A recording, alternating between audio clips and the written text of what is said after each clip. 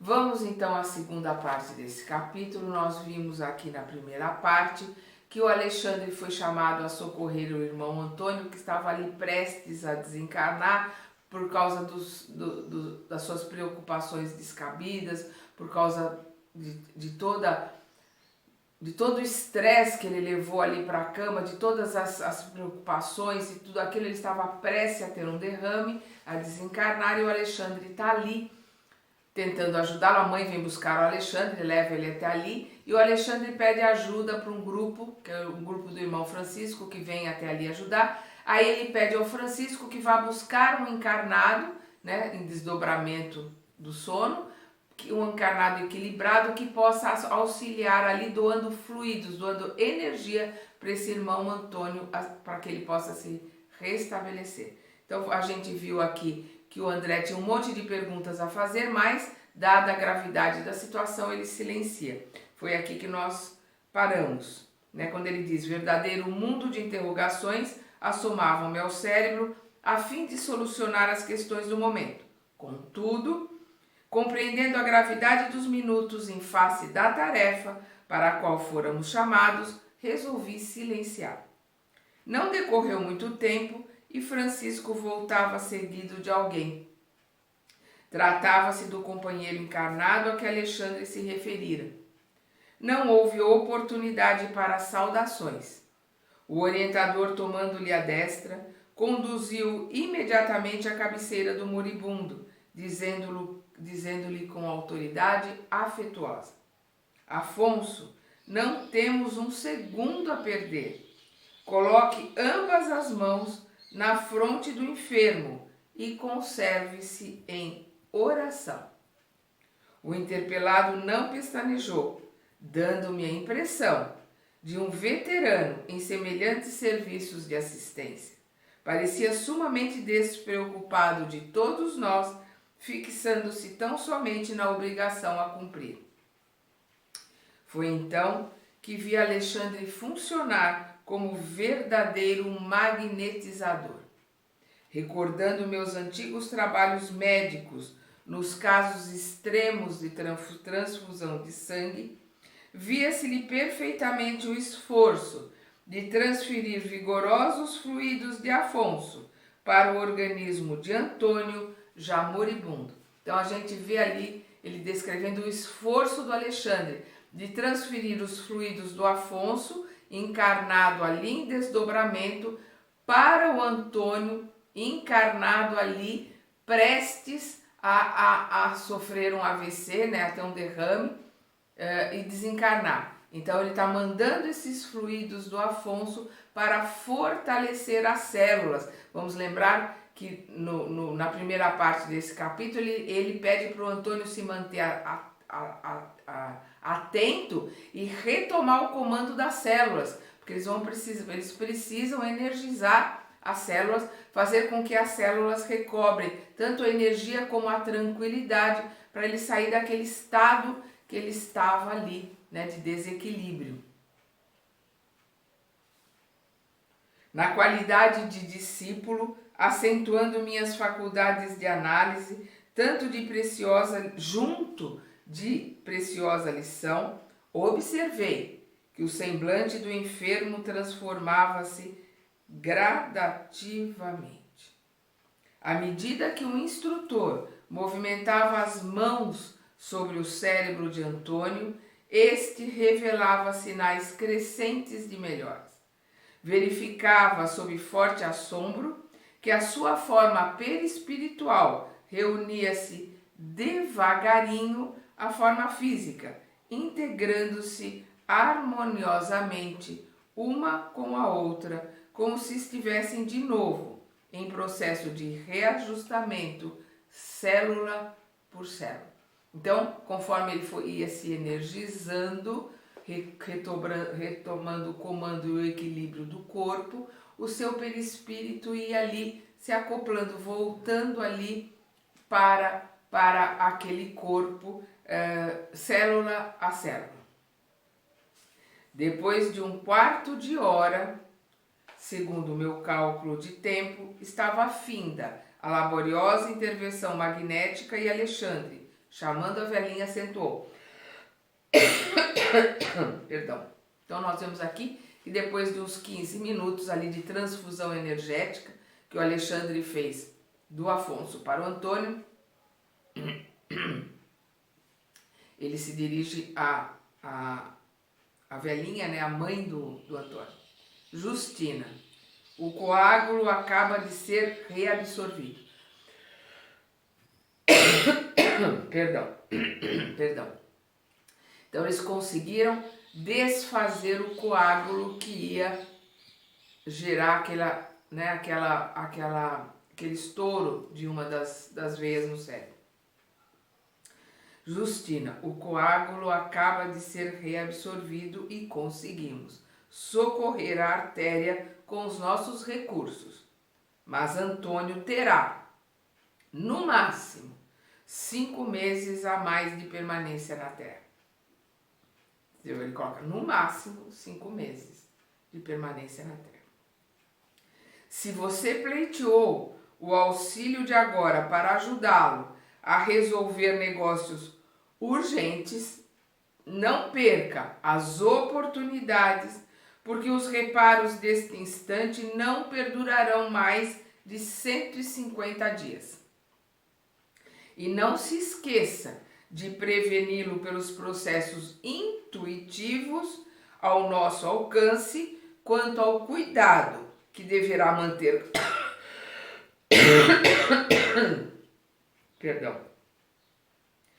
E não se esqueça de preveni-lo pelos processos intuitivos ao nosso alcance, quanto ao cuidado que deverá manter consigo mesmo no terreno das preocupações excessivas, mormente à noite, quando ocorrem os fenômenos desastrosos mais sérios de circulação, em vista da invigilância de muitas pessoas que se valem das horas sagradas do repouso físico para a criação de fantasmas cruéis no campo vivo do pensamento. Então, o que ele está colocando aqui para ela? Que ela se utilize dos recursos que o plano espiritual tem para intuir o Antônio, né, o filho dela, para que ele resolva os seus problemas e principalmente para que ele fique mais calmo, que ele fique mais tranquilo, tenha mais fé. E que não leve para a cama problemas desnecessários, né, para que ele não antecipe de novo o desencarne dele. Que ele se mantenha mais tranquilo, principalmente na hora de dormir, que à noite é quando os problemas circulatórios se agravam, né? Principalmente se a pessoa à noite fica ali maquinando coisas e materializando com o seu pensamento, plasmando à sua volta energias terríveis e mandando comandos para a sua célula também de estar no meio de uma catástrofe, né? Que não é verdade, é tudo criado pelo cérebro e isso descompensa, descontrola o corpo todo. Se o nosso amigo Deus despreocupar-se da autocorrigenda, talvez desencarne antes dos 5 meses. Quer dizer, se ele não se cuidar, se ele não controlar os pensamentos, se ele não se controlar, ele vai desencarnar antes dos 5 meses. Toda a cautela é indispensável. A genitora agradeceu comovida, em lágrimas de contentamento. Alexandre recomendou ao, abre aspas, socorrista, fecha aspas, encarnado, que retirasse as mãos de sobre a fronte do enfermo e vi então o inesperado.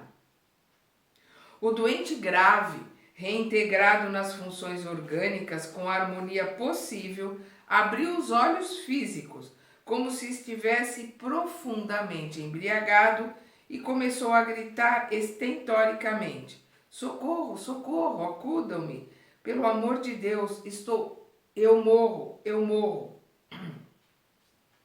Então nós vemos aqui que assim que o Afonso tirou, né, as mãos dele da fronte do Antônio, o corpo voltou ali, o perispírito se encaixou ali no corpo e ele tomou consciência, né, do estado que ele estava de respiração e de circulação e pediu socorro, pediu auxílio, porque ele sentiu ali que ele estava passando mal. Algumas jovens acorreram espantadas e trêmulas em roupas brancas, percebendo-se que as filhas carinhosas e sensíveis vinham atender ao pai ansioso. Papai, papai, exclamavam lacrimosas. Que foi isso? Estou morrendo, exclamava o enfermo em voz pungente. Chamem um médico, depressa. Mas que sente, papai? Perguntou uma delas em pranto convulso.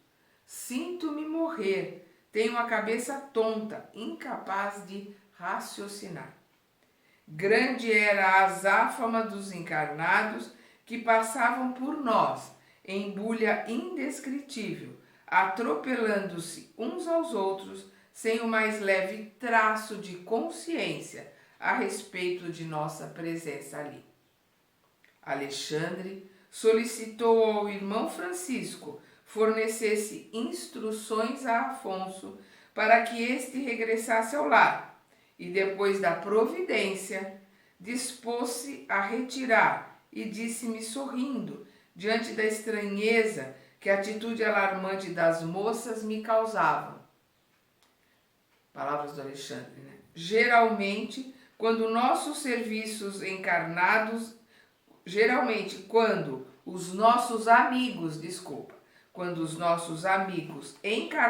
gritam chorosos por socorro, nosso serviço de assistência já se encontra completo.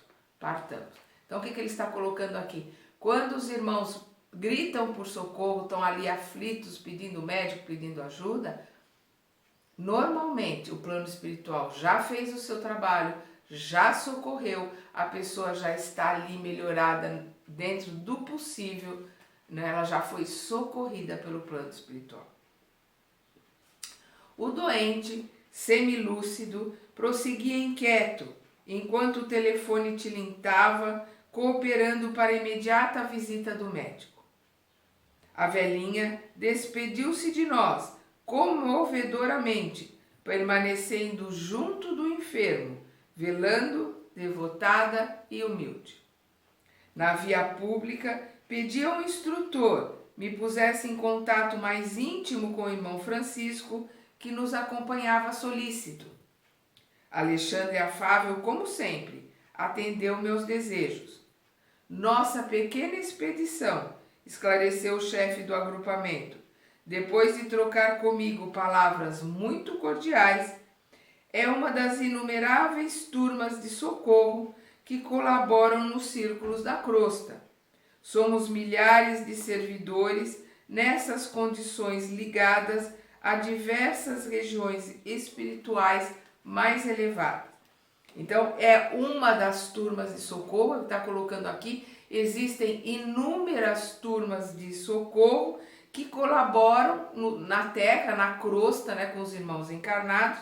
E aí ele diz, somos, né, o Francisco coloca ali, somos milhares de servidores nestas condições ligados a diversas regiões espirituais mais elevadas. Seu núcleo, perguntei, procede de nossa colônia? Sim, e temos nossas atividades entrelaçadas com as tarefas de vários instrutores de nosso lar. Vamos lembrar que o André está em nosso lar, né? E esse irmão Francisco também é de nosso lar e é onde ele fica e ele sai de nosso lar com esse grupo de trabalhadores para realizar assistência aos irmãos encarnados na Terra.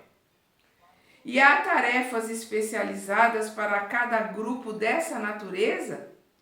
Perfeitamente. O nosso, por exemplo, acentuou Francisco Gentil, destina-se ao reconforto de doentes graves e agonizantes. Então, uma equipe especializada em tratar, em ajudar doentes graves e agonizantes. Esse é o trabalho deles durante a noite na crosta terrestre. De modo geral, as condições de luta para os enfermos são mais difíceis à noite. Então é por isso que eles trabalham à noite. Porque para os enfermos, à noite é mais difícil passar pela doença, passar pelo sofrimento e principalmente muitos desencarnes acontecem à noite por se agravarem as situações desses enfermos. Por isso que ele coloca aqui, de modo geral, as condições de luta para os enfermos são mais difíceis à noite. Então o grupo dele trabalha sempre durante a noite. Os raios solares, nas horas diurnas, destroem grande parte das criações mentais inferiores dos doentes em estado melindroso, não acontecendo o mesmo à noite, quando o magnetismo lunar favorece as criações de qualquer espécie, boas ou más. Então, de novo, ele está aqui falando acerca dos raios solares, porque durante o dia, os raios solares eliminam miasmas, energias deletérias, eliminam bactérias, eliminam uma série de coisas que estão ali no corpo ou em volta dos doentes, daqueles que estão numa situação difícil, como elimina de todos nós, né? Mas no caso da noite, é o que ele coloca, a noite favorece as criações de qualquer espécie, boas ou más. Então, por não ter a ajuda dos raios solares para limparem as coisas ruins, as energias más, as energias ruins, têm mais facilidade de trabalhar, de se proliferar durante a noite. Por isso que eles trabalham à noite ajudando esses doentes mais necessitados. Em vista disso, o nosso esforço há de ser vigilante. Quase ninguém no círculo de nossos irmãos encarnados conhece a extensão de nossas tarefas de socorro. Muita gente desconhece essas tarefas de socorro durante a noite. Por isso que é tão importante que a gente mantenha, eu já comentei aqui em outros vídeos, né, de outros livros, mas não custa relembrar, a gente manter a nossa oração das 22 horas para os trabalhadores do Dr. de Bezerra de Menezes. Às 10 horas da noite, nós fazermos uma pequena oração, uma coisa de minutos, doarmos as nossas energias, o nosso ectoplasma, tudo aquilo que nós tivermos de bom, para os trabalhadores, para os bons samaritanos, né, que são trabalhadores do Dr. Bezerra de Menezes, porque eles levam essas energias a todos aqueles que são mais necessitados e a todos os hospitais. Eles fazem uma peregrinação por todos os hospitais, levando essas energias. Então, lembrarmos sempre, 10 horas da noite, doarmos as nossas energias para os trabalhadores de Bezerra de Menezes, que é um desses grupos socorristas que trabalham à noite com os irmãos doentes. Os bons samaritanos do Dr. Bezerra de Menezes trabalham com os hospitais, levando energia para todos os hospitais. Em vista disso, o nosso esforço há de ser vigilante. Quase ninguém no círculo de nossos irmãos encarnados conhece a extensão de nossas tarefas de socorro. Permanecem eles num campo de vibrações muito diferentes das nossas e não podem apreender ou discriminar nosso auxílio. Isso, porém, não importa. Outros benfeitores muito mais elevados que aqueles dos quais podemos guardar conhecimento direto, velam por nós e inspiram-nos devotadamente no campo das obrigações comuns, sem que vejamos a sua forma de expressão nos trabalhos referentes aos divinos desígnios, né? Então, embora muitos estão em campos diferentes, em vibrações diferentes, não conseguem assimilar as energias que eles querem passar, eles têm, trabalhadores, o auxílio do plano espiritual superior, que ajuda para que eles possam ajudar mesmo com essa falta de sintonia, mesmo com essa dificuldade que eles têm de auxiliar esses que mais necessitam. O plano superior está ali para auxiliá-los. É o que ele coloca aqui. Outros benfeitores muito mais elevados que aqueles do quais podemos guardar conhecimento direto, velam por nós e inspiram-nos, né? que intuem eles, né, auxiliam-nos devotadamente no campo das obrigações comuns, sem que vejamos a sua forma de expressão nos trabalhos referentes aos divinos desígnios. Perdão.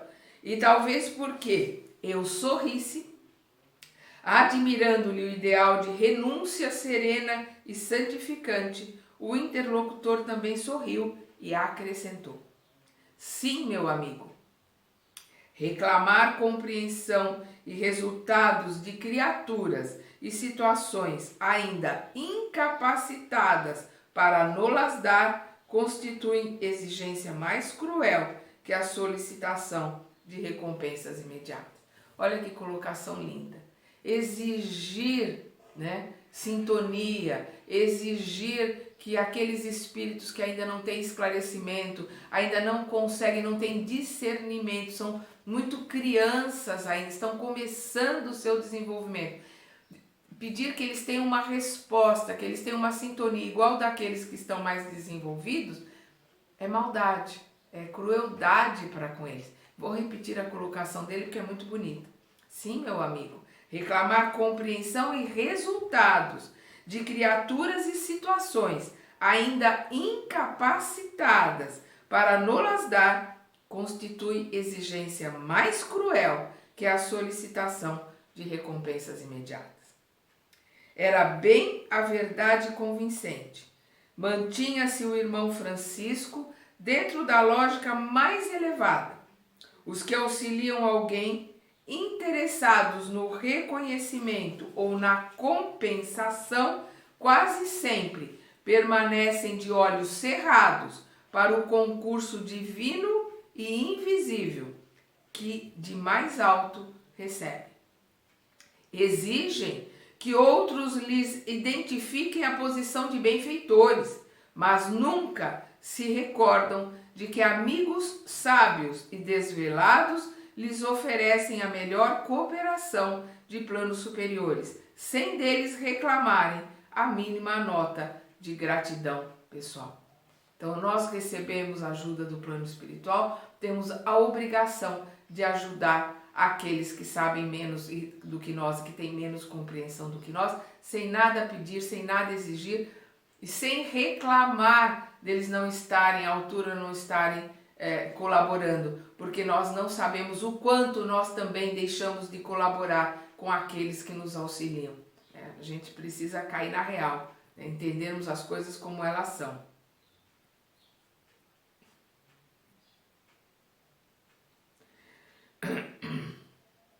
São muitos os irmãos afins, continuou o meu interlocutor, interrompendo minhas reflexões íntimas, que se reúnem depois da morte do corpo em tarefas de amparo fraternal, quando já alcançaram os primeiros degraus da escala de purificação.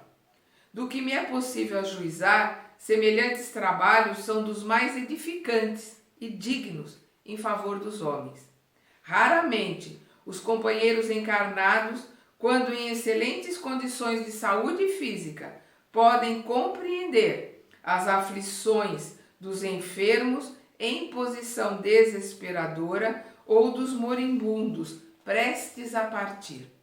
Nós outros, porém, no quadro de realidades mais fortes, sabemos que muitas vezes é possível efetuar realizações deveras sublimes, realmente sublimes, de natureza espiritual em poucos dias, nestas circunstâncias, depois de largos anos de atividades inúteis. No leito da morte, as criaturas são mais humanas e mais dóceis. Dir-se-ia que a moléstia intransigente enfraquece os instintos mais baixos, atenua as labaredas mais vivas das paixões inferiores, desanimaliza a alma, abrindo-lhe em torno interstícios abençoados por onde penetra infinita luz. E a dor vai derrubando as pesadas muralhas da indiferença, do egoísmo cristalizado e do amor próprio excessivo. Então é possível o grande entendimento. O que ele está colocando aqui, que às vezes esse socorro, essa ajuda àqueles moribundos, aqueles que estão em UTI, aqueles que estão em hospital, aqueles que estão numa fase muito difícil, ou estão em uma fase terminal, resolve o que não resolveu a encarnação inteira. Às vezes alguns dias de UTI, de reflexão, através do auxílio desses irmãos que estão preparados para isso, para auxiliar na passagem desses irmãos,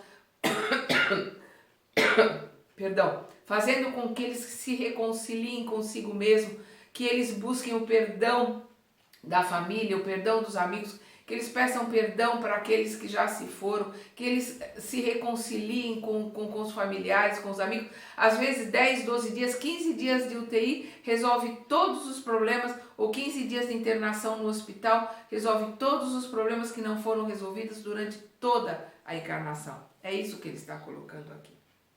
Lições admiráveis felicitam a criatura que palidamente, embora percebe a grandeza da herança divina. Lições admiráveis felicitam a criatura, né? As lições que ela aprende ali nos últimos minutos do segundo tempo, que palidamente, embora percebe a grandeza da herança divina, que ela ali palidamente percebendo essa herança, percebendo essas energias, percebendo o amor, a misericórdia de Deus.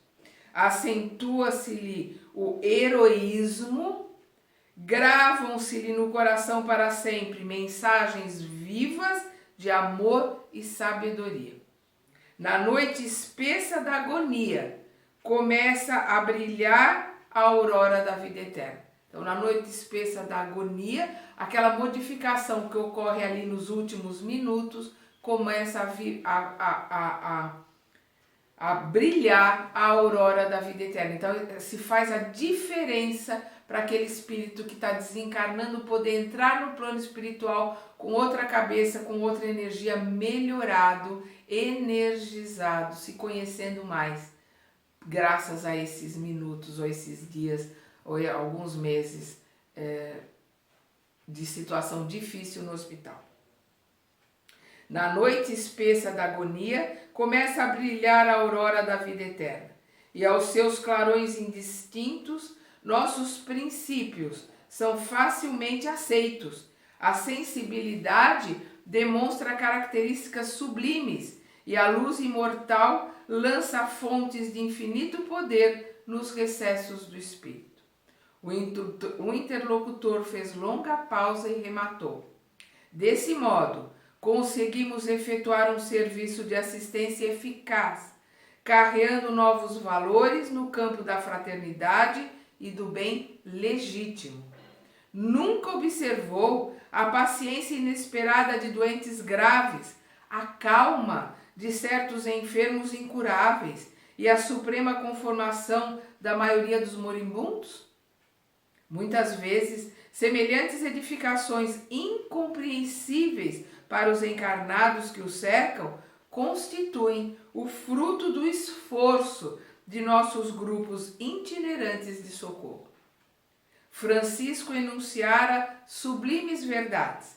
De fato, a serenidade dos enfermos em condição desesperadora e a resignação inexplicável dos agonizantes, absolutamente distanciados da fé religiosa, não poderiam guardar outra origem.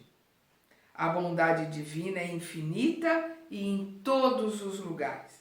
Há sempre generosas manifestações da providência paternal de Deus, confortando os tristes, acalmando os desesperados, socorrendo os ignorantes e abençoando os infelizes.